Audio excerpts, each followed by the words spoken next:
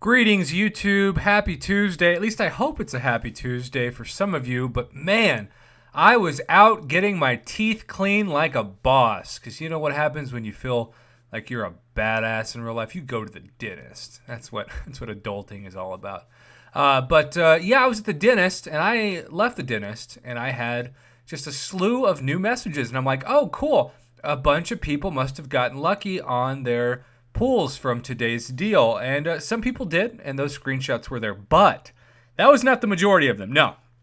The majority of them were pitchforks out and ready, talking about this new Alliance War Maps Season 10 update. Just to give you a little bit of a backstory real quick, I hate Alliance War. I think that it has ruined the game. I think that Alliance War has done nothing but encourage black market cheating because piloting was rampant for a few seasons until Kabam did something about it. But hey, at least if you piloted, you were paying someone to take the stress away. Why would you pay a pilot? Because not only are they probably better at you or better than you at the game, but also you don't have to worry about the stress of winning your fights or losing your fights. I can't tell you how many horror stories that I have heard from people who, if their prestige wasn't good enough or if they lost a fight, they were just kicked immediately. Sometimes before the Alliance War was even over. I know in the Alliance that I was kicked out of, over a year ago now. That happened right after I had spent hundreds of units worth of boosts and items on Alliance War. So Alliance War causes people to bring out the worst in themselves. It causes drama and dysfunction and overly competitive natures. And at first, it was sort of maybe justified in terms of the rewards because outside of Alliance War, unless you're talking about like the uncollected monthly event quest, you couldn't get Tier 5 basic catalyst fragments. So these war crystals that contain 1,000 Tier 5 basic per crystal in some RNG version of Tier 2 alpha catalyst, they were it. They were the best item in the game. People were freaking out about them, and rightfully so, and that's why so many people were spending so many real dollars on a pixel mobile video game to get ahead. But then, Kabam got greedy. And what do I mean by that? They went from offering a Tier 5 basic catalyst fragment offer once every couple months to now doing it maybe once or twice a week. And if you look at the latest offer, it was 1,500 units for over 6,000 Tier 5 basic catalyst fragments. That may not sound like a lot, but when you consider if you're in a Gold 1 Alliance like me, you only get 3 of those in a month. You're basically getting 2 months or 1/6 of a year worth of Tier 5 basic catalyst fragments for 1,500 units. That's a small price to pay to not have to worry about Alliance War to get that amount of currency. Plus, of course, you can now get them for free in the Glory store, and you can even sell Tier 4 basic catalysts in order to get 200 Tier 5 basic catalyst fragments per sold Tier 4 basic. So, now we have Alliance War, and guess what? If you thought it was hard before, hold my beer, even though I'm not even drinking a water next to me at the time of recording this. Okay, so here's the deal. Kabam Mike, everybody's favorite, the empty chair, he is very excited to announce with the new start of Season 10, we'll be implementing brand new maps for all difficulties. So if you hated Alliance War already, I would say the majority of people are going to read this and think, I'm going to hate it even more. Now, there are a couple of counter-arguments to this. The first is every time I talk badly about Alliance War, the elitists out there say, Prof, stop talking badly about Alliance War. If it wasn't for Alliance War, I would have quit the game already because I want to be the best, and to be the best, you've got to beat the best. So I want the hardest paths and the hardest nodes and the hardest difficulty, and I want to boost up every fight, blah, blah, blah. And I'm like, oh my goodness, I cannot identify with you at all in that take. I admire the fact that you love this content so much, but I feel like for the average player, which is far more what I relate to than that guy or gal, I just play this game to have fun. I'm the kind of guy that played Madden every year growing up, and I always put it on like pro. I wanted to beat teams by 60. I wanted to throw 80-yard bombs to Randy Moss. I didn't want to have to kick a field goal in overtime to win the game. Screw that pressure and stress. No, I had a hard life in geometry, man. I wanted to not think about shapes and sizes. I just wanted to beat some football teams to the ground. But yeah, I still, as an adult, I look at games like part of the reason why it's fun to rank up champs is just to wreck really good defenders really quickly. Like the Cole Obsidian videos now, seeing them take out like a 50,000 plus rated guy in like 20 hits, that's awesome. You're wrecking people really quickly. That's what makes the game fun to me. Not the stress of hopefully not encountering Kabam's worldwide bugs nature, which are rampant in Alliance War more than ever, and costing your alliance a chance to win so everybody hates you. All these people that feel like friends, but now they're suddenly enemies. Like, that's not fun to me. That puts the FU in fun. So, we're not going to go through this and spend a ton of time because I'll pin the comment and you can read it yourself. But I just want to kind of give you an idea of some of the fun and interactive things that are heading your way if you choose to accept this. I, for one, am so thankful to be a part of an alliance that is going from 3 battle groups to 2 battle groups. And the leader has already gone to me and said, Prof, I know you hate Alliance War. Would you mind if you didn't even do Alliance War when you're one of the 10 people in the alliance to not do it? I'm like, oh my gosh. So you're telling me I don't have to do Alliance War? I can still do map 5 every day, which my alliance is amazing. We finish map 5 like 6 or 7 hours early. So a lot of times by the time I wake up, the map's already cleared because people are freaking awesome. And so there's no stress in Alliance Quest. Don't have to worry about Alliance War, and still we take like the top 1% of Summoner Advancement every week. Sign me up. That's a dream retirement scenario, or semi-retirement technically scenario. So we've got a backstory to talk about because we have a beta test that they received a bunch of feedback. And so we've got new defensive tactics, new maps. Let's scroll all the way to the bottom. You can see the maps. Oh, looky there, the North Star of BS. And you're going to scroll down to the South Star of BS and the Orion of BS. I don't know why I'm just calling them constellations, but I am. And then we scroll all the way down and we start to look at these super fun and interactive new nodes. Oh my gosh. How fun is this going to be? Again, some things put the FU in fun. This is going to be one of them.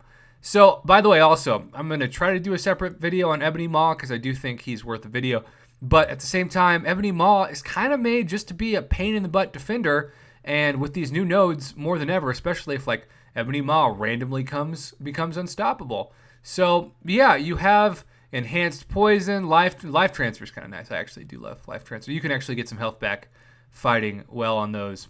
But, you know, everybody's favorite Plagued Mind, Connect Reactor, Pessimist, Strike Back. But when you scroll all the way down, this is really what I want to talk about, right? Because we've got hard, challenger, and expert buffs. Everything from masochism to starburst. God, I hate starburst. More poison opportunities since so many champions are poison immune, not to empowered immunity, to bleed immunity, to quick nullify with regen. Something called Psychic Thorns, which I hate thorns by itself, so I'm not psyched at all to think about what that is. I'll take the rose petals. You can have the thorns. Backup recovery, spite, heavy hitter, redoubled determination, which describes my redoubled determination to leave Alliance War. Power focus, buff toggle. That sounds like a bad kid's toy. You want to go play buff toggle? I think my mom doesn't let me do that.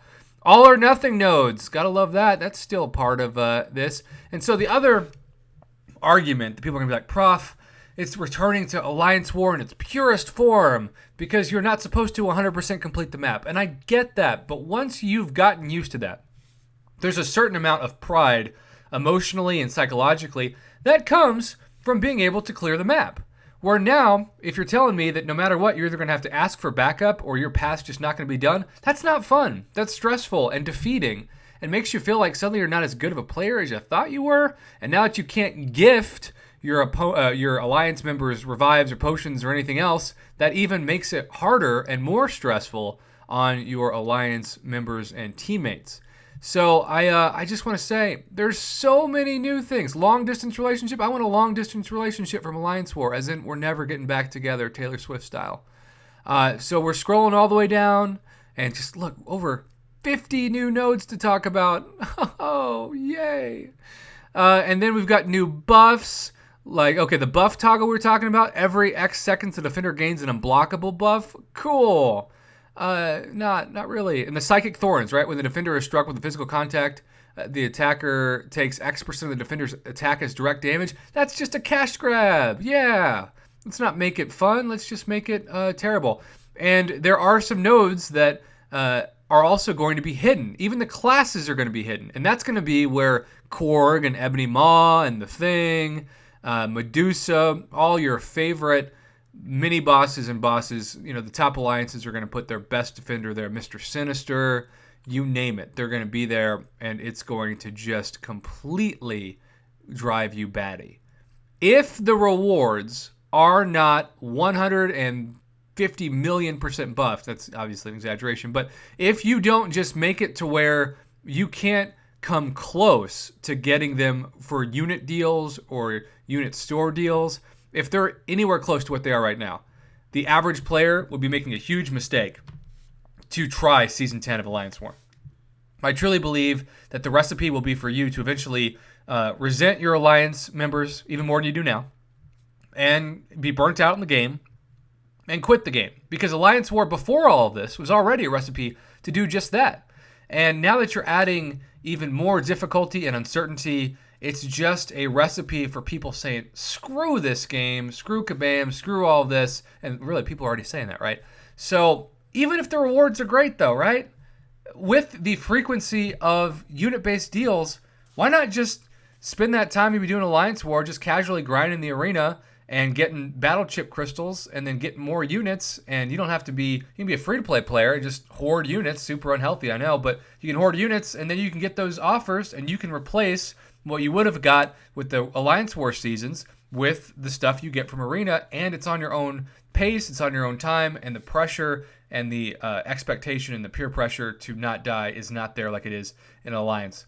I feel like for your own mental health and enjoyment of this game, that is my advice to you. That's what I'm going to do, and I'm really excited to say rest in peace Alliance War. I am done with you. We are never, ever, ever getting back together.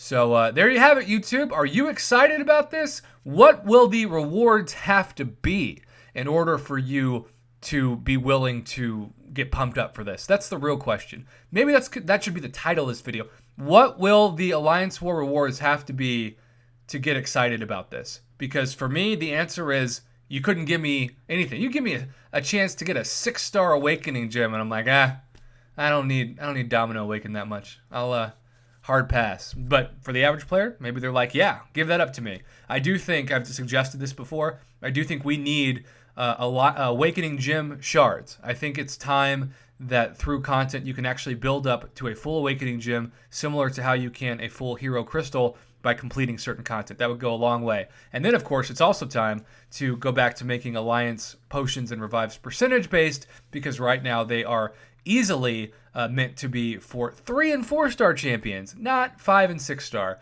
So there you have it, YouTube. Those are some of my thoughts.